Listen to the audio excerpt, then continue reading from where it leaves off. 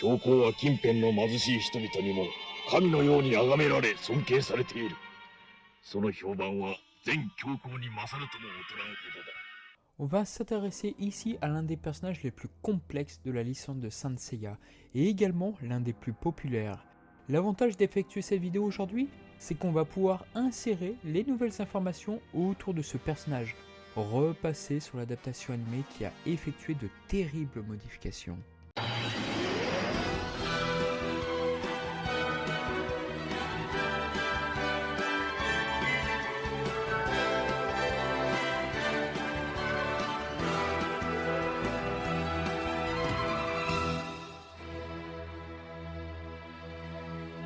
D'abord, parlons de ce que n'est pas Saga. Vous voulez rire? Mais quand j'étais plus jeune, je pensais qu'il avait été manipulé par Hadès. Pourquoi cette théorie farfelue, me direz-vous? Tout simplement à cause de ce petit dialogue d'Iki qui comparait la chevelure d'Hadès, moment où ce dernier prend complètement possession du corps de son frère Shun, à Saga. Et aussi à la traduction grossière de Kana quand Zélos parle de la dague que nous, donc nous, le camp d'Hadès, avait fait porter à Saga.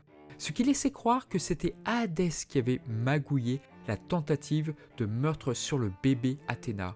Mais entre-temps, et surtout avec la création du personnage de Keir, qui officie pour l'empereur Hadès, ce dernier y est pour quelque chose, même si c'est de manière indirecte. L'autre théorie très répandue étant que le mauvais Saga n'était autre qu'Arès, le dieu de la guerre, une théorie bien plus valorisante et qui provient d'une confusion de l'adaptation animée. En effet, dans la série, si Saga se fait passer pour le pop, son nom est Arès. Et là, une grande confusion va s'établir. Il y a quelques années, Takao Koyama s'était exprimé sur l'origine de certains noms, et celui d'Arès serait inspiré d'Aristotélès, retranscription grecque d'Aristote.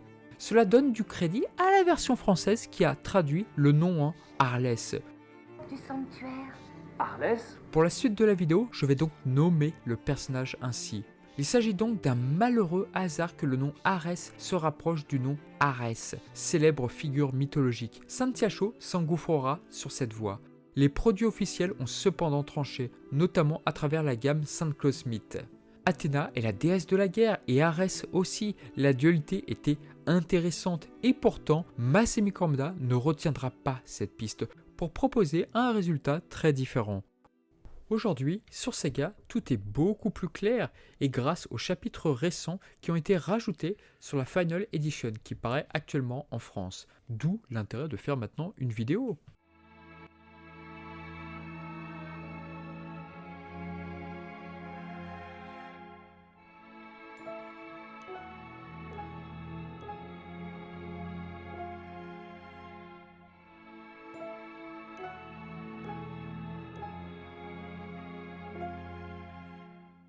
Avec les deux chapitres Origins publiés dans le 10e tome de la Final Edition, on connaît désormais la naissance de Saga. Et oui, nous assistons à la naissance de Saga et de Kanon. Un concept inédit est alors établi. Lorsque la résurrection de l'armée d'Hadès se rapproche, il est dit que les saintes de la nouvelle génération se manifestent sous forme d'étoiles filantes. Sion et Doko assistent directement à l'apparition de cette nouvelle génération. Problème toutefois, 3 étoiles filantes arrivent dans la maison des Gémeaux. La troisième est plus inquiétante et provient de Keir. Doko connaît son existence. Cette énigmatique déesse envoie au sanctuaire un lémur. Alors qu'est-ce qu'un lémur, me direz-vous? Il s'agit d'un spectre maléfique venu tourmenter les vivants, et plus précisément ici, Saga. Une situation épineuse se crée. L'un des deux enfants va se retrouver sous l'emprise de ce lémur créé par Keir, la sœur d'Hypnos et de Thanatos. J'ai longtemps pensé que ce personnage réapparaîtrait dans Next Dimension, mais il n'en saura rien. Son plan est habile, par le biais de ce lémur, elle espère terrasser Athéna et son armée de l'intérieur. Ce plan n'est pas sans faire rappeler celui de Pandore qui avait ressuscité Saga et les autres Gold Saints afin de ne pas utiliser l'armée d'Hadès. Doko supplie Sion de détruire ce lémur. Cette situation rappelle Next Dimension où Sion, justement, tentait de tuer Alon. Hélas, hésitant face à cette situation inconfortable, c'est ainsi que Tenma interviendra et on connaît la suite et les conséquences de cette erreur. Mais ici, l'ancien saint du bélier échoue, le lémur le fait s'évanouir. On apprendra par la suite que Ker a effacé de la mémoire de Doko et Sion l'existence même du lémur. Voilà pourquoi Saga n'a pas été inquiété par la suite et a pu devenir tranquillement le Gold Saint des Gémeaux. Plusieurs années passent et Saga est assez populaire.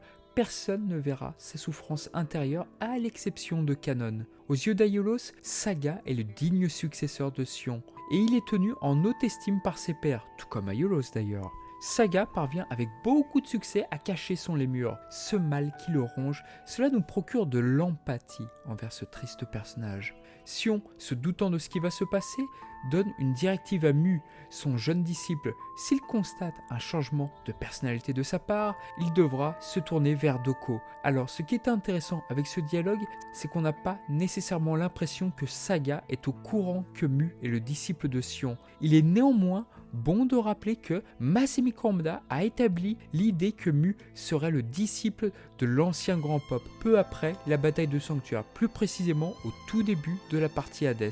Cette information en poche, il était normal que Mu ne se soumette pas au Pop, et c'est fort logique que cela soit lui qui raconte la vérité aux autres Gold Saints. Sion sera malheureusement tué par Saga. La scène avait été décrite dans le manga d'origine, une scène qui annonce déjà le dernier adversaire du manga. Masemi Kurumada l'avait indiqué dans des interviews, mais la partie autour de Poséidon était pensée dès le départ pour être un entre-deux. Et le Gold Saint des Gémeaux échoue de justesse à tuer Saori. Aiolos s'interpose et parvient à affranchir les 12 maisons. Aiolos accomplit, semble-t-il, un véritable exploit en tenant tête à 3 Gold Saints sans son armure, tout en assurant la protection d'Athéna. Toutefois, dans la réalité des faits, cette fuite périlleuse s'annonce semée d'embûches. Confronté à Aphrodite, Aiolos déploie une technique inédite. Cette flèche immobilise le Gold Saint des poissons en le clouant littéralement à son ombre. On remarquera d'ailleurs que le mangaka fait l'impasse sur la technique emblématique de la série télévisée.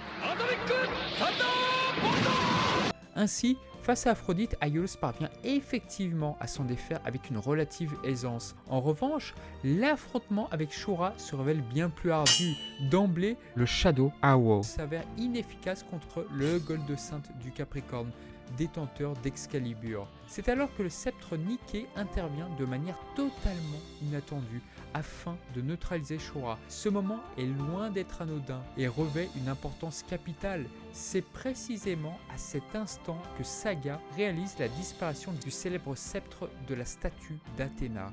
Parvenu à sa propre maison, Aiolos y consigne son légendaire testament.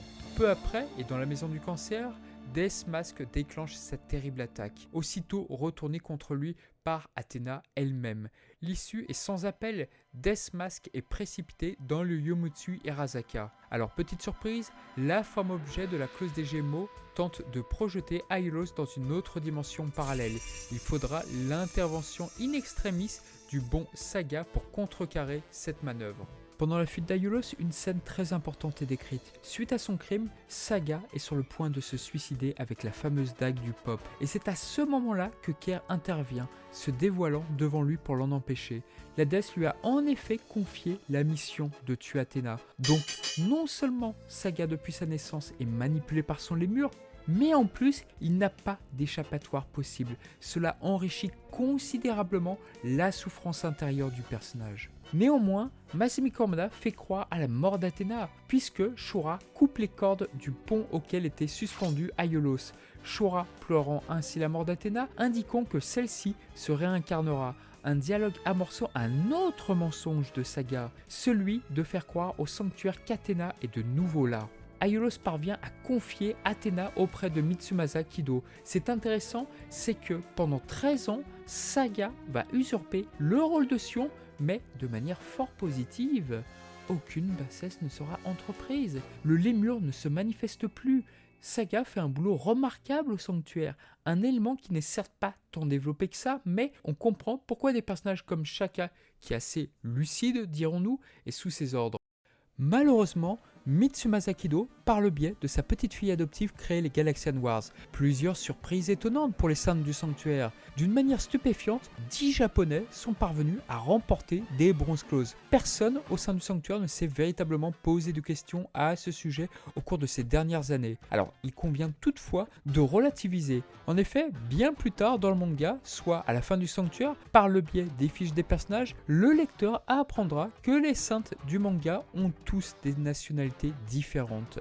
Mais ces personnages se combattent en public pour des raisons personnelles. Sur ce point-là, Saga a toutes les bonnes raisons du monde de stopper ce cirque. Mais par ailleurs, la clause du Sagittaire est également au Japon. Saga va vite comprendre, sans que cela soit montré, que cette dénommée Saori Kido est Athéna. Elle est donc encore vivante. Son terrifiant lémur reprend le contrôle à des moments clés et il va tout faire pour réparer son erreur commise il y a 13 ans. Le sanctuaire voit en lui un être bon et tous sont persuadés qu'Athéna est présente à son temple. Mais personne ne l'a vu. Rappelons que Saga est présent dès le premier chapitre de l'édition classique, puisque c'est lui qui offre à Seiya la clause de Pégase. Les paroles du pop sont posées et justes à l'instar des rares mots d'Aiolia. Mine de rien, la présence du pop au tout début du récit posera quelques problèmes à l'adaptation animée, mais ne brûlons pas les étapes. D'abord, dans le manga, il y a plusieurs choses dont il est important de se rappeler. Lorsque Seiya, Yoga, Shiryu et Shun rapportent les pièces de la clause du Sagittaire, Saori introduit alors le flashback montrant Aiolos mourant. Une personne au sanctuaire a tenté d'assassiner Athéna. Aiolos ne mentionne pas le nom de celui qui a posé la main sur Athéna, et c'est fort judicieux. Car au fond, celui qui est à l'origine de ce méfait est le personnage que le lecteur soupçonne le moins à ce moment-là du récit, le pop. Pourquoi donc soupçonner ce personnage en apparence bon envers Seiya? C'est le chapitre 56 qui va introduire l'idée que l'antagoniste principal est à la tête de l'armée d'Athéna. Un poste assez confortable pour rendre la menace importante. Le visage, certes dissimulé de Saga, montre quelques sourires. Ces dialogues ne sont plus dans la bienveillance. Il dispose d'un argument de poids pour dépêcher Aiolia et Milo pour affronter nos héros. Il dispose de la clause du Sagittaire. En plus du fait que Mu et Doko seraient potentiellement de leur côté. La bataille serait donc risquée pour eux. Détail amusant, mais les cheveux de Saga ne sont pas visibles. À ce moment-là du récit, le concept blond et brun n'est pas encore introduit. On ne sait donc pas si c'est Saga qui parle ou bien le lémur. Par rapport au dialogue peu reluisant sur Aiolia et son frère, où Saga dit qu'en cas de défaite d'Aiolia, cela ferait d'une pierre deux coups, je basculerai sur l'hypothèse qu'il s'agit du lémur. Le chapitre 59 est probablement le plus important autour de ce personnage, et ironiquement, celui qui ne sera pas adapté en animé, ou du moins de manière très partielle. Saga rend visite à un dénommé Quasimodo. Il parvient à rendre sa mort douce. Son serviteur, qui est plutôt robuste, est conquis également. Cette histoire a la particularité de ne rien contredire à ce qui était montré dans le tout premier chapitre. Le pop prend son bain et tout d'un coup, le voilà qu'il parle avec quelqu'un. C'est assez difficile de savoir qui est qui. On se doute que les dialogues contenant du rire et de la moquerie font partie du lémur. À ce moment-là, comme je l'ai rappelé dans la vidéo de Next Dimension, Masami Kurumada n'avait pas encore fait son choix. Est-ce qu'il devait y avoir un frère caché dans le lieu ou bien un personnage souffrant d'une double personnalité? Lorsque le serviteur découvre l'apparence de Saga, alors certes c'est une référence au manga Urotsuki Doji, les cheveux de Saga sont sombres. Après, cela pouvait tout aussi bien être un effet de style pour accentuer la violence de la scène. Le serviteur ne reconnaît pas l'apparence du pop. En réalité, cette scène est sujette à plusieurs questions. Est-ce que ce serviteur connaissait l'apparence de Sion ou bien seulement celle de Saga avec ses cheveux blonds? Le problème étant qu'à ce moment-là, on ne savait pas encore que Saga usurpait l'apparence d'un personnage étant supposé très âgé. La longévité de Sion est l'un des mystères les mieux gardés du manga. Quoi qu'il en soit, ce chapitre est poignant et une chose qu'on aime bien répéter ici, Masami Kurumada aime développer des imposteurs se faisant passer pour des dieux notamment. Ce n'est que quelques chapitres plus tard que Masami Kurumada va faire un choix étonnant. En effet, dès qu'Aiolia rentre en Grèce, il se confronte au pop. Alors, ce qui est très étonnant, mine de rien, c'est que le Saga, supposé être bon, tente malgré tout de le manipuler. Alors, si on commence à se concentrer sur les fois où le pop manipule tout en étant blond, donc gentil, on se dit que Saga n'était pas en reste non plus. Mais cela serait réducteur de penser que Saga n'est machiavélique que parce qu'il est brun. Il faudra mettre de la nuance à tout ça. On note aussi que lorsque Saga décide de combattre, c'est à ce moment-là que ses cheveux changent de couleur. On comprend dès lors par Aeolia que le pop maîtrise les coups portés à la vitesse de la lumière. Alors c'est amusant, mais Aeolia et Saga sont les premiers personnages à apparaître dans le manga, aux côtés de Seiya bien sûr avec Marine et Shaina. Shaka intervient pour protéger le pop, une scène qu'on retrouvera dans Next Dimension à travers Shijima et Cardinal au fond. Mais ce chapitre révèle plusieurs informations de taille. Le pop change de couleur de cheveux au moment où il devient un véritable diable, et la puissance est dès lors au moins équivalente à celle d'un Gold Saint comme Aeolia. Lors du voyage en Grèce, par le biais des propos de Saori et de Seiya, ce dernier se questionne sur la façon dont est vu le pop. Les propos et le jeu d'Aeolia, les rares fois où Seiya a pu l'apercevoir pendant son entraînement, eh bien cela ne colle pas. Saori comprend quant à elle qu'il s'agit d'un des 12 Gold Saints. On reviendra sur l'adaptation animée qui se permet de nommer distinctement le signe auquel est rattaché le pop.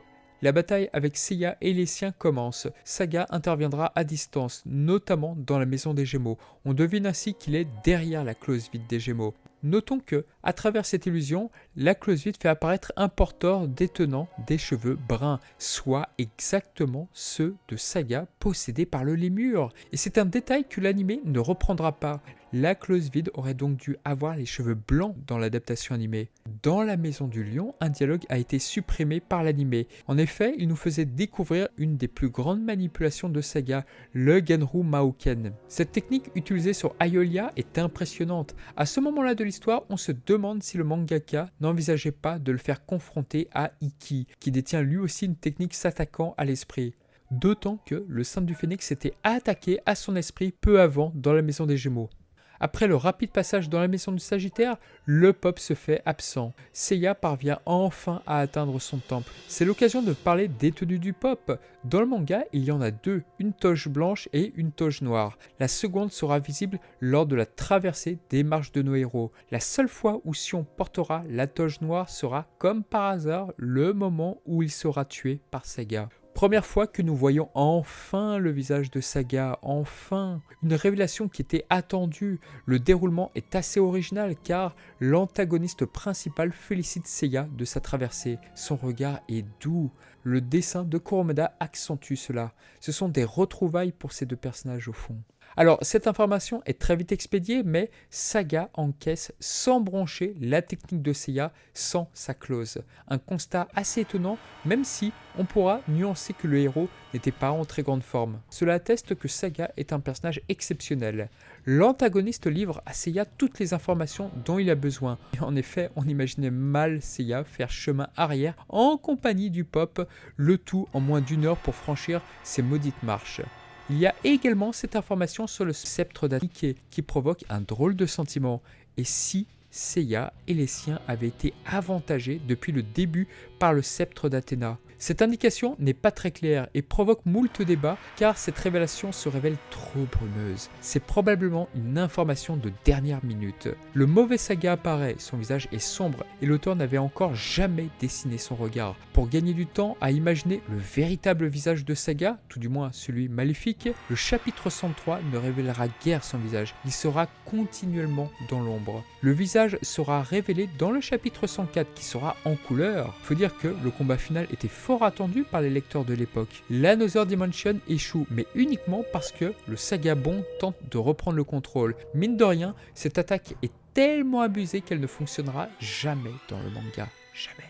Étant le boss ultime de cette bataille, il fait perdre à Seiya ses 7 sens. Jusqu'à présent, seul Shaka avait réalisé un tel exploit sur Ikki. En parlant de lui, ce personnage revient. Une rumeur indique que Masami Kurumada s'était rendu compte que le personnage d'Ikki avait peu combattu lors de cette bataille et qu'il fallait rééquilibrer cela. Le combat avec Seiya était de toute façon beaucoup trop déséquilibré.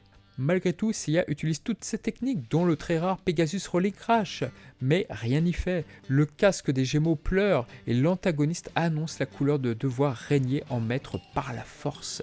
On reprend donc un cheminement qui avait été entreaperçu dans le premier film. Ikki vient en aide à Seiya. L'arrivée d'Ikki est fort en symbole, vu qu'il était jadis l'ennemi principal du manga. Et même chose avec ce personnage, ses attaques sont inefficaces sur Saga dominé par son lémur. Shaka avait renvoyé l'illusion d'Ikki sur lui, ici Saga fait de même, mais avec son coup fatal. La seule chose où Ikki parvient à faire jeu égal, c'est avec le Ru Genmaken. On comprend que cette technique est aussi dangereuse que celle de Saga. Une indication est fort intéressante. Masami Kurumada fait indiquer que la confrontation des deux techniques engendrerait une Season Wars, une guerre de 1000 jours. Ce dialogue sous-entend que ce concept fonctionne qu'avec des attaques équivalentes, en tout cas c'est comme ça que je le comprends. On va accélérer un peu le mouvement, Ikki perd par la technique ultime de Saga, le Galaxian Explosion, Seiya se relève et grâce à l'intervention du Cosmo de ses amis, mais pas seulement, de Jabu et de ses compagnons, il parvient à terrasser provisoirement Saga, permettant ainsi d'aller sauver la précieuse Athéna. Se relevant, Saga accourant vers Seiya voit la clause vide des Gémeaux lui demandant qui il est. Est-ce une hallucination du personnage ? Probablement. Et non seulement Seiya sauve Athéna, mais également l'âme de Saga. Le lémur s'échappe du corps de Saga. Cette case, cet esprit supposément maléfique est resté un mystère pendant très longtemps. On sait d'ores et déjà que ce lémur, une fois vaincu, retourne auprès de Kier, tout en donnant une vilaine fessée à la continuité de Saint-Yasho. Saga, libéré de l'emprise de son lémur, va vers Athéna et se suicide devant elle. Cette scène n'est pas sans rappeler la fois où il a tenté de le faire, mais il avait été à ce moment-là interrompu par Kier. Bref, ce suicide est une idée qui devait donc le travailler depuis fort longtemps. On pourrait se dire maintenant que Saga est mort, il repose en paix et que Kier ne peut plus rien lui demander. Et c'est malheureusement faux. Dans Saint Seiya Destiny, chapitre relié au tome 13 de la Final Edition, Kier rend visite à Saga, qui séjourne au Cocyte. Kier demande une nouvelle fois la tête d'Athéna. Saga semble accepter en apparence, mais en réalité, il va profiter de cette nouvelle existence pour prendre sa revanche et servir réellement Athéna cette fois-ci. Les visages de Deathmask et d'Aphrodite vont également dans ce sens. Ce qui est intéressant, c'est que l'idée d'utiliser les anciens Gold Saints pour terrasser Athéna et son armée semble provenir de Kier. La suite de cette bataille, vous la connaissez. Voilà l'histoire de Saga dans le manga. C'est plutôt cohérent dans les grandes lignes, non ? Je dis ça car maintenant, nous allons passer à l'adaptation animée de 1986.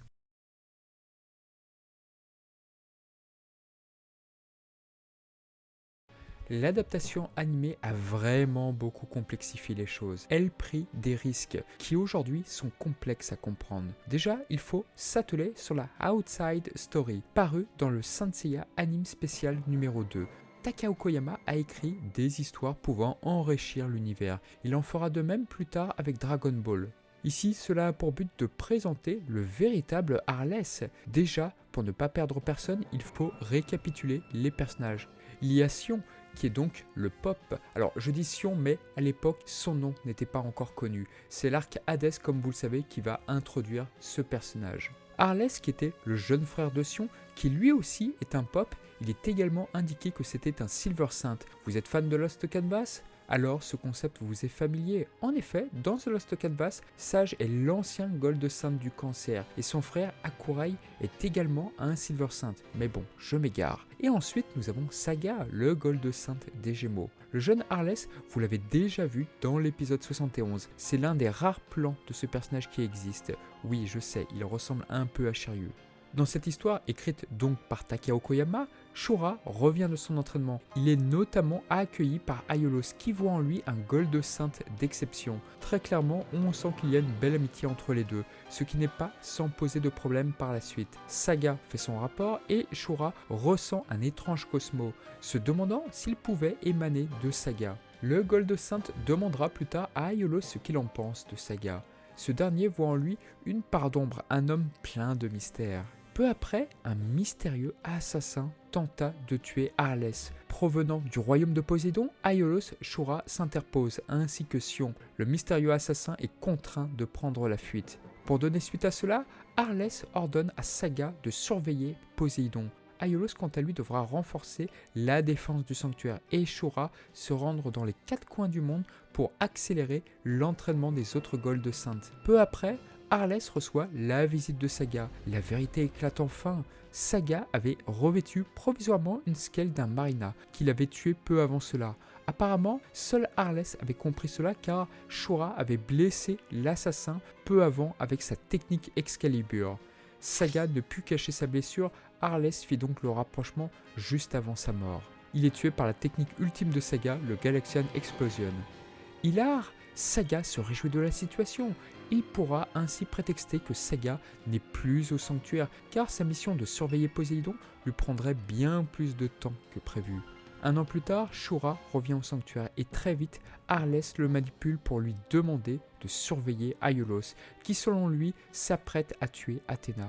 Shura ne peut y croire, comme vous vous en doutez. Arlès, alias Saga, tente de retourner le cerveau de Shura. Plus tard, Saga, sous les traits d'Arlès, tente de tuer Athéna, mais il échoue. On comprend assez vite que Shura constituait pour lui un plan B. Shura parvient à rattraper Aiolos lors de sa fuite. Le récit s'arrête là. Cette outside story est intéressante à analyser. Déjà, je ne l'ai pas dit, mais Takao Koyama dit très clairement que le Pop était un ancien Gold Saint, chose introduite dans le manga à travers le tome 13. Quant à Arlès, son jeune frère et suppléant, il est là pour assister le Pop en raison de son âge avancé. Mine de rien, c'est assez crédible, je trouve, que Saga usurpe l'identité d'un jeune homme plutôt que d'un vieillard. Au-delà de cela, le récit pose quelques problèmes. Déjà, Saga aurait liquidé un Marinas, un 8e ou bien un des 7 déjà connus. L'idée qu'il aurait pu tuer l'ancien dragon des mers est assez séduisante comme approche, mais je ne pense pas que cela soit ça. Takao Koyama est un brillant scénariste et très reconnu à ce propos dans le milieu. Et à l'instar des autres outside story, les récits sont des histoires indépendantes et décorrélées de l'anime. Elle a au moins le mérite d'étoffer la personnalité d'Arlès qui sera reprise dans le livret Blu-ray numéro 2 sorti en septembre 2014. Arlès possède le statut de Silver Saint, assiste le Pop et se charge de la partie des tâches qui lui sont normalement attribuées. Et donc, il est important de rappeler que cette outside story ne peut s'intercaler avec la chronologie de la série télé, pour plusieurs raisons. Déjà, la mort d'Arlès. Dans l'adaptation animée, on suppose aisément que le meurtre a eu lieu sur Star Hill. En tout cas, c'est ce qui est largement présumé. Or, dans cette outside story, Saga tue Arlès avec son Galaxian Explosion. L'assassinat se déroule dans le temple du Pop. Alors peut-être que Saga se serait embêté à faire disparaître le corps dans le Star Hill. Mais surtout, Sion meurt à un moment où Athéna n'était encore qu'un bébé, ce qui est contredit dans l'épisode 16 par les propos de Marine. Autre élément problématique, l'amitié entre Aiolos et Shura. Celle-ci constitue une anomalie par rapport à ce que proposait le scénario de Yoshiyuki Suga dans l'épisode 65. Dans cet épisode, aucune amitié ne transparaît entre Shura et Aiolos. Il y a donc un problème de continuité. Il faut rappeler bien sûr qu'il s'agit d'une histoire alternative, donc non canonique, et qui n'a, pour ainsi dire, aucun lien avec l'anime. Au fond, seul le rang et le rôle d'Arlès est repris dans la outside story. Et maintenant, on va enfin pouvoir passer à l'adaptation animée.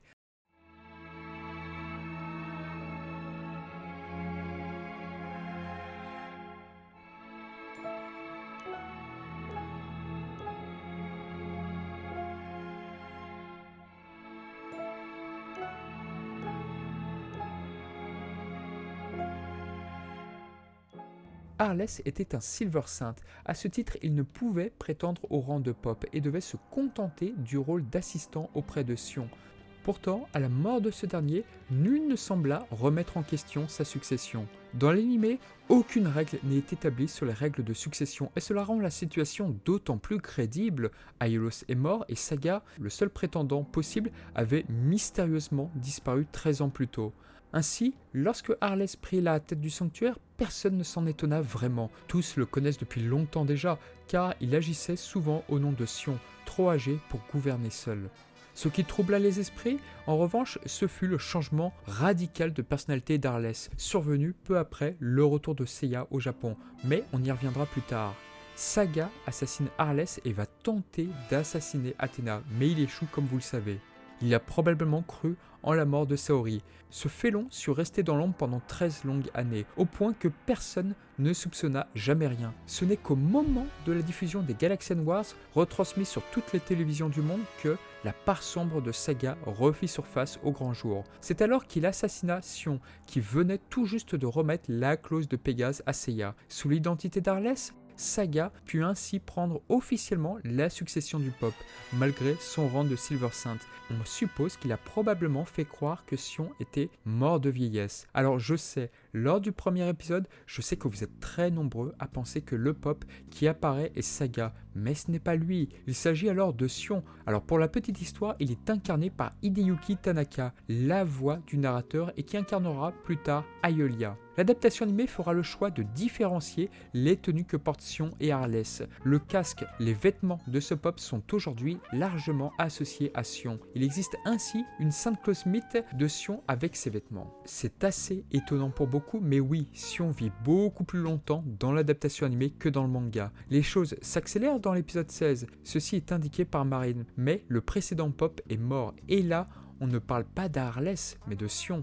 Contrairement au manga, lorsque Saga se fait passer pour un Pop, il ne fait pas dans la dentelle. Les méfaits narrés par Marine et d'autres intervenants sont sans équivoque. Arlès est une sorte de tyran, et ses vêtements vont dans ce sens. Alors d'accord, il apparaît comme un antagoniste assez classique, mais on ne peut toutefois nier la beauté de son design. Le Pop pour Kozomo Lishita et Takao Koyama devait représenter un obstacle dans l'histoire, car il était plus qu'étonnant que ce personnage a priori sain soit décrit peu après comme l'antagoniste du manga. Surtout que, lors de la période des Silver Saints, Saga n'apparaît pas, et les raisons évoquées par les Silver Saints ne sont pas inintéressantes. Nos héros se sont battus pour des raisons personnelles. Il fallait donc ajouter dans l'adaptation animée un aspect manichéen qui n'est pas présent dans le manga de Masami Kurumada.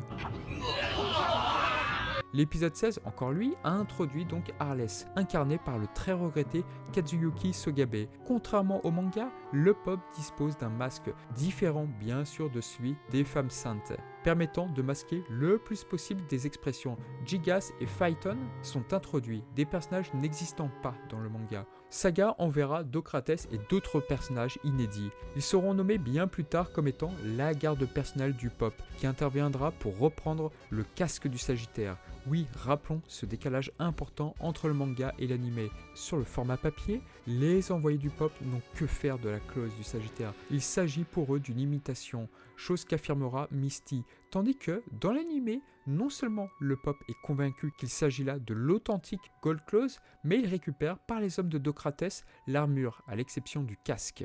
On aura le droit à quelques explications pour le moins farfelues, car rappelons-le, Takao Koyama et son équipe n'avaient pas toutes les cartes en main sur le scénario et cela se vérifie très facilement. Dans l'épisode 23, Athéna dit que tant que le sanctuaire n'aura pas le casque du Sagittaire, ils ne pourront pas conquérir le monde. À ce moment-là de l'histoire, un concept a été créé. La clause du Sagittaire se manifeste quand le monde est en proie à un éminent danger pour la planète, servant ainsi à purifier le mal.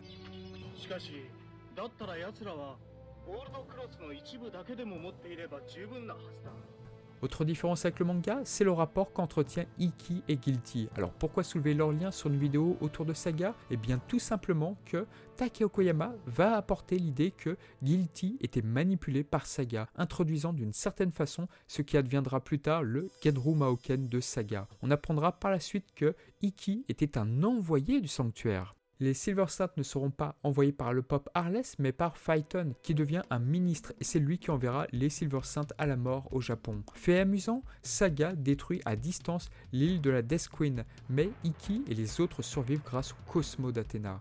Les scènes entre Phaeton et Saga ne sont pas particulièrement intéressantes à revoir aujourd'hui, à l'exception peut-être de l'épisode 35. En effet, Phaeton demande qu'Athéna intervienne pour sauver la situation. Le refus de Saga est parfaitement en raccord avec l'intrigue du manga. Suite à cette scène, Phaeton disparaîtra de l'intrigue pendant très longtemps. Il aurait été facile d'imaginer son assassinat suite à cette demande. L'épisode 36 fait considérablement évoluer la série, puisqu'il introduit les autres Gold Saints. Le scénario nous raconte que la Gold Clause du Sagittaire serait la plus puissante. Cette phrase semble être destinée au premier film, qui sortira 2 semaines après la diffusion de cet épisode. En tout cas, ce dialogue semble préparer le terrain. L'adaptation animée, sachant où elle va à présent, les dialogues autour de Saga vont commencer à raccrocher les wagons avec ceux du manga. Malgré tout, le nom Arless ne va pas disparaître du jour au lendemain. Cette différence, bien que reniée par quelques fans aujourd'hui, demeurera toujours là. On a hélas un décalage important sur Aeolia lorsqu'il défend Arless, manifestant qu'il s'agit d'un homme bon. Ce n'est pas tout à fait ce qu'on fera dire à Aeolia dans l'épisode 16. Mais là encore, l'équipe ne savait pas où elle allait, ni même si la diffusion de Saint Seiya allait se poursuivre après les Silver Saints. Dans l'épisode 41, il y a aussi une autre différence très intéressante à analyser autour de Saga. Et en fait, le changement de couleur des cheveux de Saga n'est pas sans poser de problème sur cette adaptation. Et oui, Arless n'a jamais manifesté de la bonté dans les épisodes de la série. Il est 100% maléfique si j'ose dire. Le bon Pop, à savoir Sion, lui, est décédé. Donc comment faire passer Saga d'un personnage bon à mauvais? Ce décalage est problématique sur l'histoire et c'est sans doute pour cela que Saga décide de passer à l'action sur Aeolia. Ses cheveux ne changent nullement de couleur. Mais il convient de nuancer une chose, Saga a fait le bien autour de lui et en tant que Arless, il se comporte comme un tyran après les Galaxian Wars. Et si on y réfléchit bien, on n'a rien vu de ses actes auparavant. Et c'est pour ça que cela pose problème.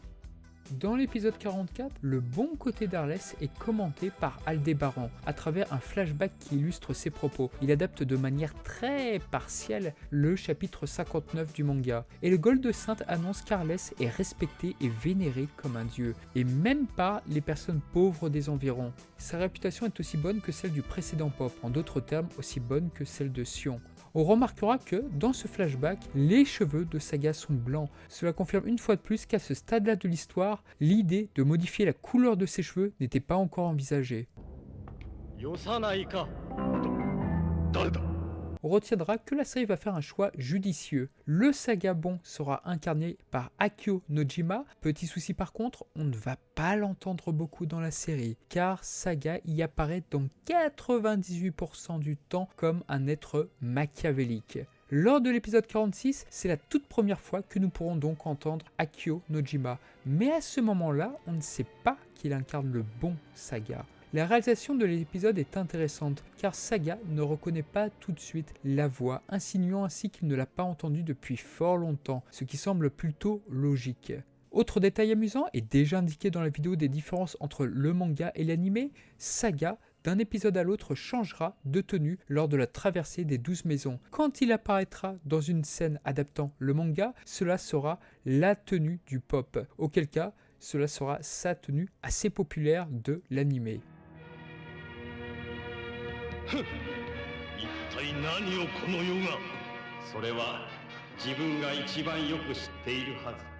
L'adaptation animée créera une scène où Saga discutera avec lui-même, peu avant la Maison des Poissons. Alors je dois dire que les dialogues entre Sogabe et Nojima sont vraiment percutants. Ce sont de très chouettes scènes, je dois dire. Et là, pour les spectateurs japonais découvrant l'épisode 71 pour la première fois, quelle étonnante surprise!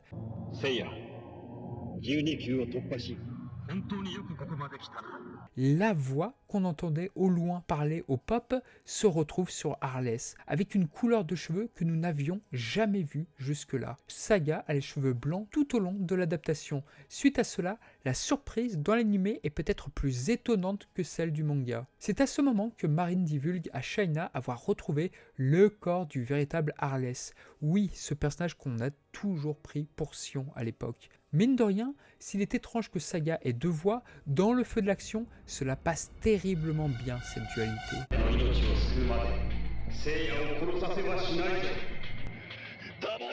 L'adaptation animée va rattraper alors le manga. L'équipe n'aura donc pas le luxe d'y insérer le magnifique flashback qu'avait pondu Masami Kurumada sur le passé de Saga et Aiolos. Le duel avec Ikki tourne court, mais au moins dans cette histoire, l'attaque ultime d'Ikki fonctionne sur Saga. Même si j'adore l'épisode 72 et qu'il figure parmi mes favoris, l'histoire est moins bonne que dans le manga. Ce n'est pas la faute de l'adaptation, cette partie-là du manga n'existait pas encore. Seiya parvient à sauver Saori grâce au bouclier, mais une donnée est manquante par rapport au manga. Celui-ci ne délivre pas Saga du mal. Saga est libre de ses mouvements et malgré sa défaite, il se défoule sur le pauvre héros. Ikki sera tout aussi inefficace que lui. Saori arrive à la rescousse et ses 5 amis parviennent à décocher un ultime coup sur Saga, un concept qui a sans doute été soufflé par Masami Kurumada. On retrouve un peu de cela dans le manga, même si le déroulement y est très différent. C'est donc à Saori sur qui repose le dernier acte. La scène finale est ambiguë et beaucoup de fans sont perplexes. Il faut dire que la version française est trompeuse. Oh non, je ne voulais pas. Saga se suicide, mais la posture nous fait douter. Pourtant, elle est en adéquation avec les deux personnalités opposées.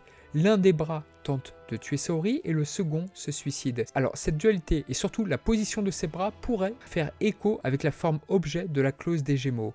Et pourtant, Saori perçoit la souffrance de cet imposteur. Là encore, je salue le choix d'avoir mis 2 comédiens différents qu'on entend d'ailleurs simultanément lors de la toute fin. Voilà ce que j'avais à dire sur cette histoire tragique autour de Saga sur les 2 formats. Quant à moi, il ne me reste plus qu'à vous dire à bientôt et surtout, prenez soin de vous. Ciao.